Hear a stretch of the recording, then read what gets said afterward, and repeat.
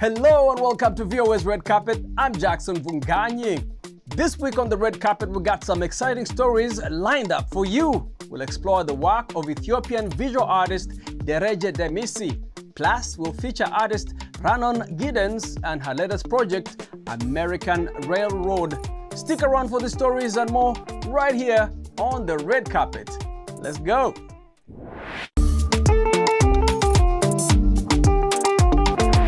The 82nd Golden Globes kicked off the Hollywood award season in style, bringing us a night of surprises and new winners to celebrate.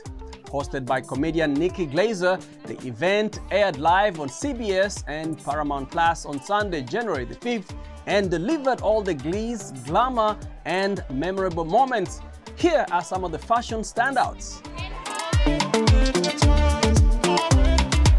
This year's big winner in film was Emilia Perez, which led the pack with the most nominations, taking home 4 awards, including Best Motion Picture, Musical, or Comedy. On the TV side, the competition was fierce, but Baby Reindeer, Hacks, and Shogun emerged as standout winners, each securing major victories that cemented their places as must-watch series. The night also featured heartfelt speeches, dazzling fashion, and a few surprises that had everyone buzzing. The excitement surrounding first-time winners to the emotional tributes from seasoned stars, the 82nd Golden Globes set the tone for what promises to be an unforgettable award season.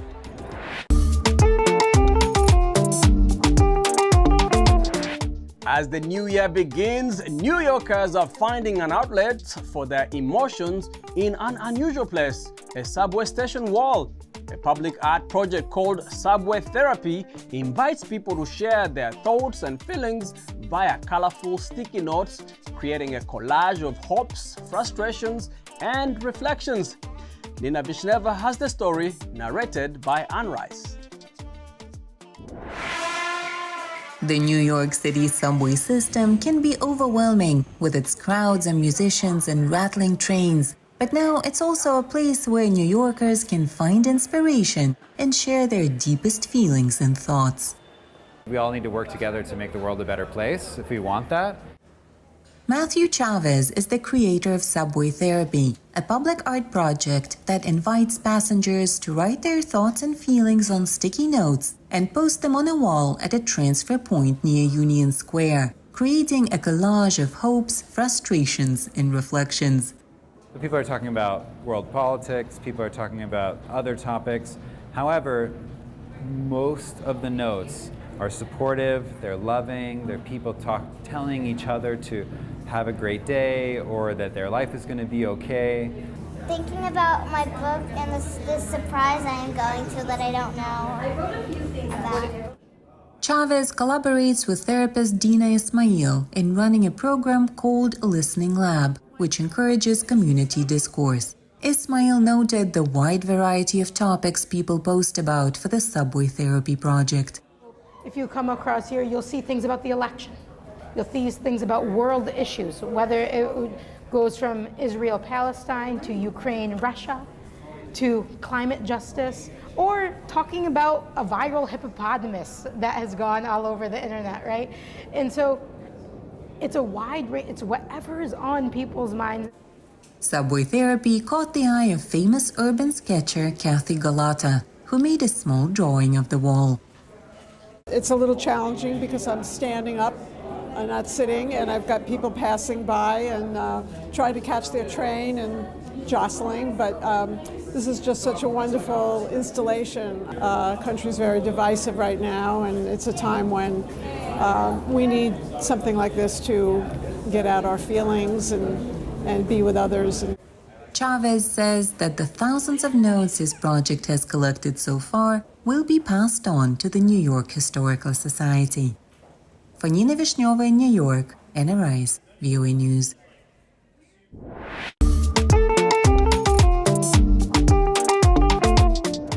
Ethiopian visual artist Dereje Demissie's art reflects both nostalgia and critical observation, using abstract paintings to explore the relationships between humans and nature. I went to visit him at his studio in Silver Spring. Let's check it out. I came here since 2016, and as a painter, I was back home. I was a full-time studio artist, and many things have changed when I came here. So what kind of art do you do? Tell us about your art. My paintings are mostly focused on landscapes and human culture. Like, I travel a lot in Ethiopia. I've traveled some parts of Africa too, and then I try to see those relations, the landscape and human culture. You can see the symphony that I, did if you take it as a music, and I took it like a successful painting. As an artist, I studied in the School of Fine Arts in Ethiopia, but before my artist's process started in my childhood. My brother, my elder brother, he used to do art, and I was very, as a kid, I used to see him, and I was the one from other siblings. I was the one that close to him, and I give more attention to him whenever he does those portraits. And I used to do as a child, and then after my high school, I joined the School of Fine Art and Design. How has your art changed over time? It changed. It evolved, I would say, because when I was in the school, I was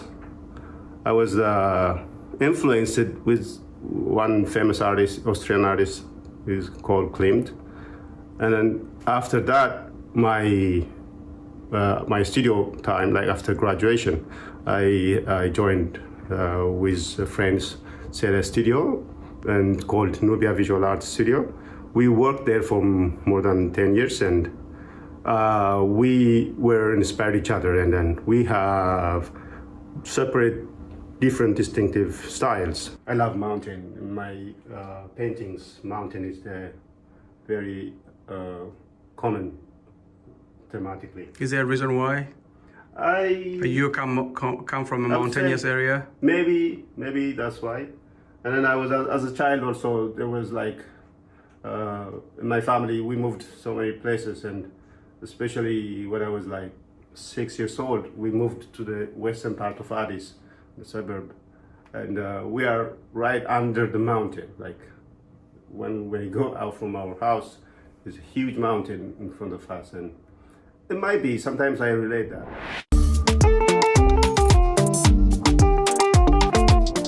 Rhiannon Giddens, a Grammy and Pulitzer Prize-winning musical artist, brings history to life with her latest project, American Railroad. This compelling work shares the story of the U.S. Transcontinental Railroad through the perspectives of its builders, African American, Chinese, Japanese, Irish, and Native American workers. Nina Veshneva has the story narrated by Anna Rice. American Railroad is a musical history of the construction of the Transcontinental Railway network, but it's seen through the eyes of those who actually built it. Immigrants from Ireland, Italy, Japan, China, as well as former African American slaves and Native American peoples. You name it, people who were not considered of worth in our society. The project, which includes an album as well as a tour with a film and lectures, was put together by Rhiannon Giddens, who calls herself a very American artist that's very rooted in history. She's spent most of her artistic career highlighting the role of Black musicians in the bluegrass, country, and folk genres. They were the ones who built that incredibly, economically important and technologically important thing that, kind of transformed our histories. Here at the local steel plant in Scranton, Pennsylvania, immigrant workers made the American rails, which replaced expensive imported British ones, and helped the U.S. rail industry take off. Steam locomotives are still restored and fixed at the local depot. These days, they transport tourists, but in the late 1800s and early 1900s, the Pennsylvania Railroad was the largest corporation in the world. But it was a business that Giddens says rests on the bones of immigrant workers. With American Railroad, she took songs written by slaves who built the railway through North Carolina, Giddens' home state. And her hope is that the project continues to tell a unifying element of America's story through the eyes of the people who built its history. It's the never-ending dilemma of the artist, you know? It's like, what actual good are we doing? I don't know, but I do know that audiences have been very receptive and kind of needing this sort of message right now. The American Railroad project allows viewers to pay tribute to those underappreciated groups, without which the U.S. would have hardly become what it is now, says Giddens.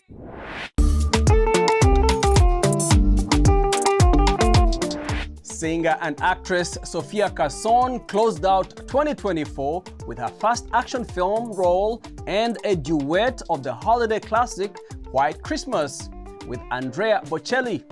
Carson reflected on her bicultural roots and humanitarian work to VOA's Veronica Villafane. Let's check it out. Actress Sophia Carson steps into the action genre in the new film Carry On. She plays Nora Parisi, a director of operations at Los Angeles International Airport who is caught in a Christmas Eve terrorist plot. The Netflix film shot to #1 globally in its debut week. I had always wanted to do an action movie, and when I read the short description of what this film was, I was immediately hooked and so drawn to it, especially because I love female characters in action films, especially when they're not damsels in distresses. I love being able to tell more stories like that. And Nora Parisi, even though her life is at risk the whole film, she is never once a damsel in distress. In a way, she saves herself. Carson was born in the United States, but both of her parents came to the U.S. from Colombia, and she is deeply connected to her Latino heritage. I am bilingual and bicultural, and I think that has informed so much who I am as an artist. The music that I listened to growing up was Elvis Presley, or it was Mocedades and Mecano and Alejandro Sanz, Ricardo Arjona. A multi-platinum recording artist whose songs have more than 2 billion streams, Carson is focused on pursuing her passions while taking greater creative control. She added executive producer to her resume with a hit film Purple Hearts, one of Netflix's most watched movies in 2022, and she plans to expand her behind-the-scenes role further. I loved producing. I loved being a part of the decision-making table that kind of brings to life the world that is a movie, and I had an extraordinary time doing that with Purple Hearts and bringing Cassie to life. I just executive produced a film this year as well called My Oxford Year, which will be on Netflix next year. Of all her roles, the one she considers most important is serving as UNICEF ambassador since 2020, using her voice and platform to champion gender equality, education, and the empowerment of young girls. This year, Carson also recorded her first Christmas song, the holiday classic White Christmas. My first one with none other than the legend Andrea Bocelli, and it's been one of the greatest honors of my life to sing with him, and it was my dream as a little girl. Carson capped another successful year by performing the duet for the CBS holiday special, Christmas with Andrea Bocelli and Friends, and looks ahead to an even brighter 2025. Veronica Villafane, VOA News.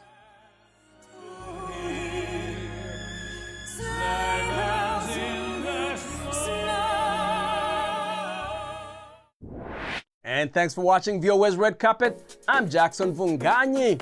For more entertainment news, remember to check us out at voaafrica.com. We are also on Facebook, on Instagram, and on YouTube. Don't forget to like, to share, and to subscribe. Until next time, goodbye everyone.